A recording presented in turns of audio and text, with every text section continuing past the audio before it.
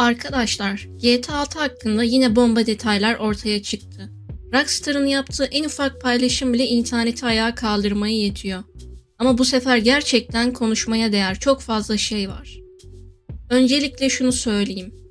Artık oyunun ertelenmesinden eskisi kadar korkmuyorum. Çünkü Rockstar'ın paylaştığı bilgiler ve tanıtım materyalleri oyunun geliştirme sürecinin oldukça ilerlediğini gösteriyor. Çıkış tarihi yaklaştıkça heyecanın da doğal olarak artıyor. Şu an GTA 6 ile ilgili en ufak bilgi bile milyonlarca kişi tarafından inceleniyor. Gelin şimdi yeni kapakta gördüğümüz detaylara biraz daha yakından bakalım. İlk dikkatimizi çeken şey, her zamanki gibi GTA serisini uzun zamandır oynayanlar bunu hemen fark etmiştir. Bu araç aslında Vice City döneminden tanıdığımız J. Sparrow helikopteri. Daha sonra GTA Online'a da eklenmişti. İlginç olan şey ise bu helikopterin kapakta silahlı olarak gösterilmesi. Bu da araç modifikasyonlarının ve silah sistemlerinin oyunda oldukça gelişmiş olabileceğini düşündürüyor. Kapakta tabii ki Lucia ve Jason ikilisi merkezde yer alıyor. Oyunun hikayesi büyük ölçüde bu iki karakter etrafında şekillenecek. Jason'ın geçmişine baktığımızda suç dünyasının içinde büyüdüğünü görüyoruz. Dolandırıcılar ve hırsızlarla çevrili bir hayat yaşamış. Bir ara hayatını düzeltmeye çalışsa da sonunda yine suç dünyasına geri dönmüş gibi görünüyor. Lucia ise biraz daha farklı bir karakter. Onun motivasyonu para ya da güçten çok ailesi gibi duruyor.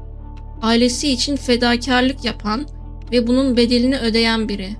Bu yüzden Jason'a göre daha dramatik bir hikayeye sahip olabilir. Bu ikilinin ilişkisi oyunun en önemli noktalarından biri olacak gibi duruyor. Fragmanlardan gördüğümüz kadarıyla birbirlerine oldukça bağlılar. Ama bu bağlılık başlarını sürekli belaya sokacak gibi. Bir diğer dikkat çekici detay ise motosiklet. Eğer araç özelleştirme sistemine dikkat ettiyseniz motosiklet üzerindeki logolar, çıkartmalar ve parçalar önceki GTA oyunlarına göre çok daha detaylı görünüyor. Bu da bize araç modifikasyonlarının ciddi anlamda geliştirildiğini gösteriyor. Hatta bazı oyuncular şimdiden bunun yarış oyunlarındaki özelleştirme sistemlerine rakip olabileceğini düşünüyor. Kapakta gözüken gizemli kadın ise Rockstar'ın klasiklerinden birisi. Neredeyse her GTA kapağında böyle dikkat çekici ama hikayede pek görmediğimiz bir karakter bulunuyor. Ancak bu kez durum farklı olabilir. Kıyafetleri, dövmeleri ve tasarımı karakterin Vice City kültürüyle doğrudan bağlantılı olduğunu gösteriyor. Özellikle bileğindeki 305 dövmesi gerçek dünyada Miami'nin alan koduna gönderme yapıyor. Umarım bu karakter sadece kapakta kalmaz ve hikayede önemli bir rol üstlenir. Kapakta gördüğümüz timsah ise oyunun vahşi yaşam sisteminin ne kadar gelişmiş olabileceğine dair önemli bir işaret. GTA 6'nın geçtiği Leonida eyaletinde Grass Rivers isimli devasa bataklık bölgeleri bulunuyor. Bu bölgelerde timsahlar büyük tehdit oluşturacak gibi görünüyor. Düşünsenize, bir görev yapıyorsunuz, polislerden kaçıyorsunuz ve bir anda karşınıza dev bir timsah çıkıyor. GTA tarzı kaos için mükemmel bir ortam hazırlanıyor gibi. Bir diğer ilginç karakter ise Bobby. Bobby bir gece kulübünün sahibi ve aynı zamanda müzik yapımcısı. Ancak görünen o ki işlerinin tamamı yasal değil. Kapaktaki duruşu, yüz ifadeleri ve genel görünümü bana güven vermedi açıkçası. Büyük ihtimalle hikayede ya işverenimiz olacak ya da ilerleyen bölümlerde ciddi sorunlar çıkaracak. Şimdi gelelim lüks araçlara. GTA denince akla gelen şeylerden biri de süper otomobiller. Kapakta gördüğümüz araç Lamborghini tarzı tasarıma sahip.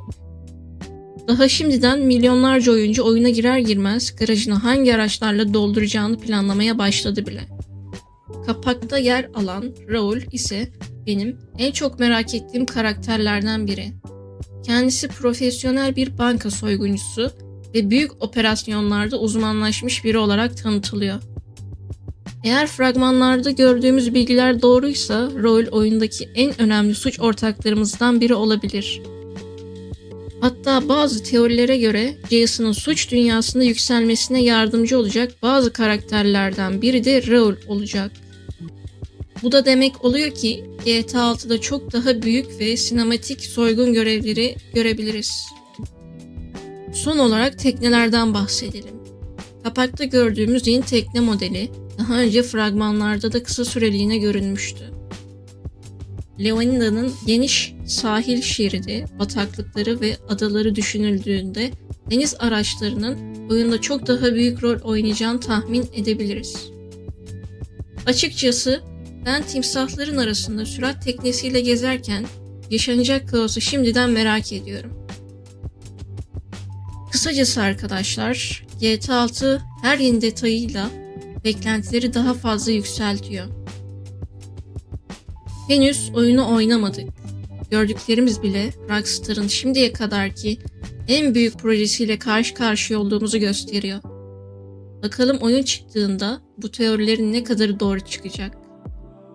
Sizin başka fark ettiğiniz detaylar varsa mutlaka yorumlara yazmayı unutmayın. Videoyu beğenmeyi unutmayın. Kanala abone unutmayın. Bir sonraki GTA videosunda görüşmek üzere. Kendinize çok çok iyi bakın. Bay bay.